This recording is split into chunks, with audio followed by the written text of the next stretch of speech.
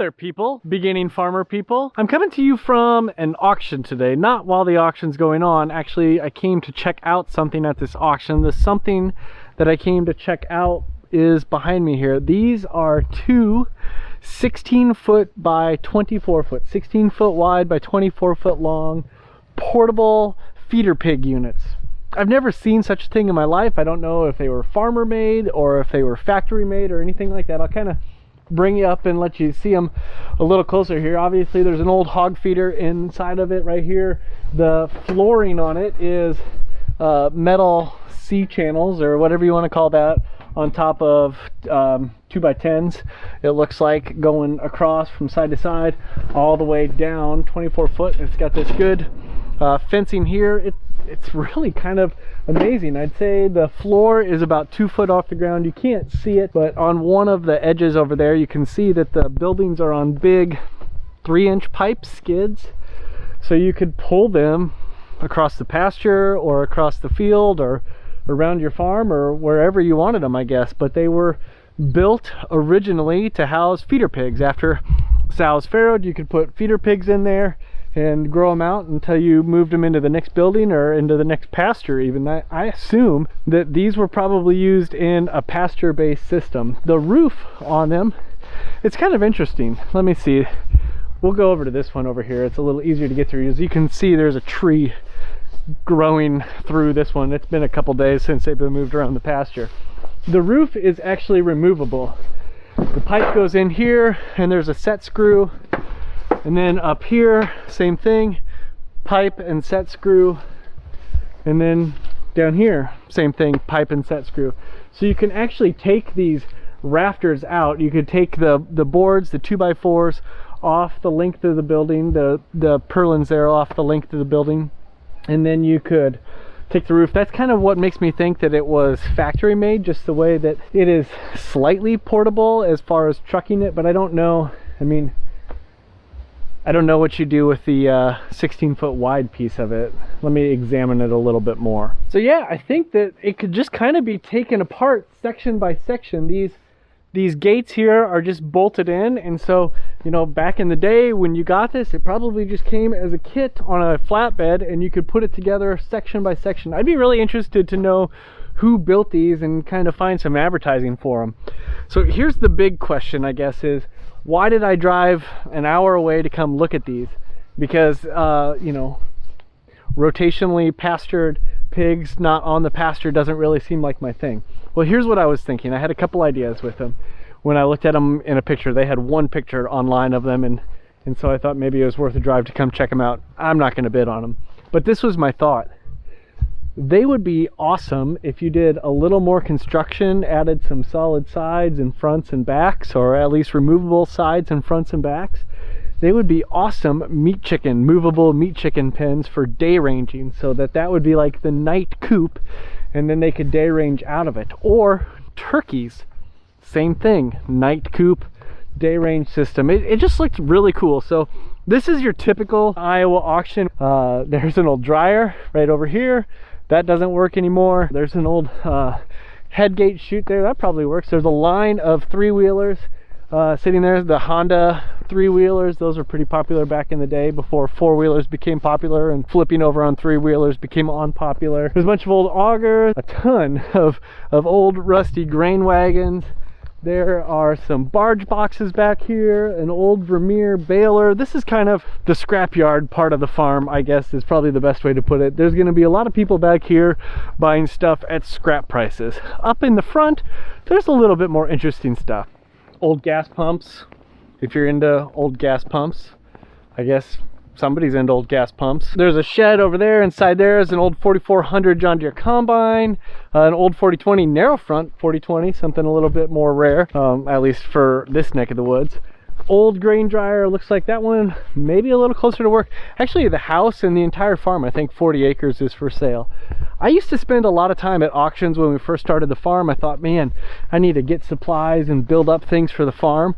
And I did that for quite a while, especially until we started doing the downtown Des Moines farmers market and farmers markets in general, when my Saturdays were taken over by farmers markets. But I quit going to auctions even before we started doing the farmers markets, really. There was some that I wish I could have gone to when we started doing the farmers markets, but generally I quit doing them. And the reason that I quit doing them was time.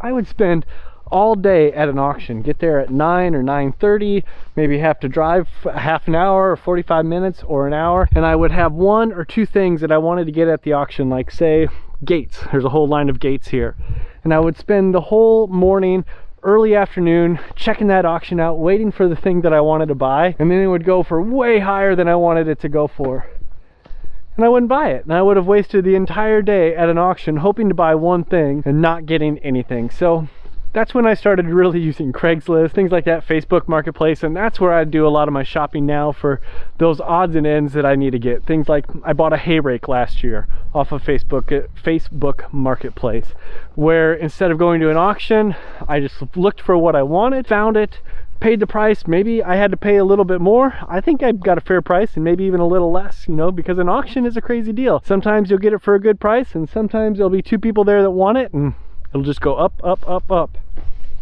Like this cultivator here. I don't need this cultivator here.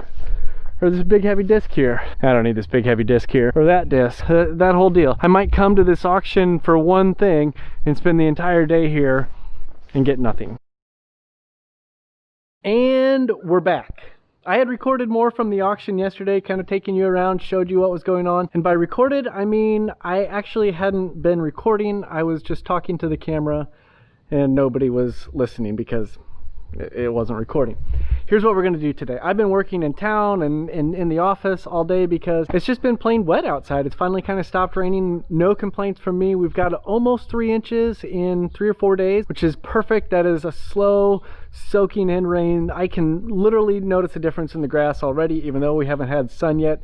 Next week it's supposed to get back into the 70s and 80s, even maybe upper 80s. So I think that will really help the grass as we head into the fall. I mean, it's still very much the beginning of September. So while that rain isn't necessarily useful for our row crop friends, it is useful for our grass. So I've been out doing chores, and here's what I want to do the rest of the evening. I want to tackle one of those top 3 projects that I said need to get done. This idea of we're going to lean down the farm, we're going to follow some lean farm methods. One of those things that we need to get done is we need to have that walk-in freezer, and in order to have that walk-in freezer we need to have cement, and in order to have cement I have to do some cleaning, and all of these things need to come together. And so right now I'm going to do something I don't really want to do, which is to show you into that extra room or that closet in your house where you stuff everything. This is kind of my closet, and I'm going to take 100% blame on this, so let's go for a walk. We've got a couple problems. One, I never put gutters up there, so we don't have any gutters, which means all the water comes off the roof and into the front of the shed, which is the area where we drive in. So we get big holes like this where I'm, 8 inches underwater. All of this stuff needs to be cleaned, thrown away, or organized. Let's start at the front. Right here we've got a couple pallets, some high tensile wire. That is all stuff we need. I actually have a place where we keep pallets. Those pallets need to get moved there. This cooler needs to disappear. The high tensile fence actually just needs to go onto the fence, and then it won't be there anymore. This wagon right here, it's an 80 John Deere wagon. This is a project my son's gonna do, restore. Nothing to worry about there. There's a tire that needs to be fixed. Here we have a lot of garden tools, and by garden tools I mean post jobbers, shovels, things like that, so not really garden tools. An engine that is bad, that just needs to be scrapped. And all of these buckets right here, they need to go to our local waste place. Those are oil from tractors and trucks and vans and things like that when I change oil. So that needs to happen. Spare tire for a truck. It needs a home somehow. I don't know what we're gonna do with that. More garden stuff that needs a home. These 2 barrels right here, these are okay. These are cat food and dog food. There's a lot of tools up on the wall that honestly we just don't need. I talked earlier in the video about how I would go to a lot of auctions at the beginning and I would buy stuff that I thought I needed. Right here, this is like a literal weed whacker. I've never used it. In fact, I think there's another one around here too. I bought a couple of them at an auction. Sawdust down here. This sawdust my daughter uses for our chickens, so that's okay. This right here is a bunch of stuff that I need to find a home for, a better place to store our weed trimmer. That needs to happen. There's gas cans. This little shelf right here, part of this, there's a lot of stuff in here that is good stuff, but it just needs a home that isn't, a dirt floor that's leaning against the wall because the ground is settled and things like that. So All of that is the case with all of this stuff. Tractor tire chains, oil things, rakes, garden rakes, buckets, barrels.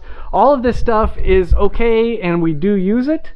Okay, 50% of this stuff is okay and we do use it, but we need to find a better place for it. More pallets. These bags right here go back to the place where we get our new soy grits from, our new soy meal from, because we're not going to get those bags anymore because this saves us about $400 a ton. Bikes need a home, chick brooder needs a home, another broken trimmer that needs to be repaired, fans that need to go up in the attic, some more feed and wood, more sawdust for the chickens, our Troy-Bilt tiller. All of these things are okay to have in here.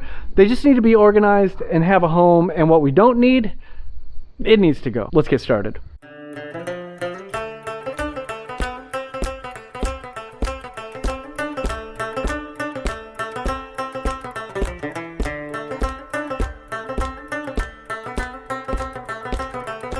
This is the problem that I have when it comes to this kind of cleaning, is that I start looking through stuff and I think, oh, this is all stuff that I need to save. And I'm trying to figure out, do I need to keep this or do I need to get rid of it? Do I sell it? Do I throw it away? It's a difficult thing for me to figure out. Let's take this bucket, for example. In this bucket, I have tarp straps. Those are important. I need to save those. I use those all the time. I need to have a place to store them. Fence insulators. There's a ton of different types of fence insulators on here. End insulators, T-post insulators. What do I do with those? Drill bits. Okay, actually I do have a place for drill bits. I need to put those in. Screwdrivers, yeah, I got a place. Like this right here. This is marking paint for livestock that I'll use if I'm sorting out sheep or pigs or something like that. And you know, I don't use a whole can whenever I use it, so I need to have a place to store this. But where do I store it? It just seems like there's just so much stuff that I can't get rid of because I use it often, or I use it, you know, twice a year, but I don't use it up in those 2 times that I use it. And so I'm having a difficult time understanding the lean principle with that, because it just seems like I keep a lot of stuff. This is my plan, at least my plan to start off with. We're gonna put buckets on this pallet here, empty buckets, and we're gonna go through and we're gonna sort things out. Fencing things, all are gonna go in one bucket. Livestock spraying things, all in one bucket. Tagging things, one bucket. Electrical things, one bucket. It's just like these right here. Tank heaters. I really don't use them anymore, but if they work, do I save them in case I need them so I don't have to go to the farm store and buy one? Or do I just say, I don't really use these anymore and I don't want to use them anymore, let's get rid of them. I need your help, guys.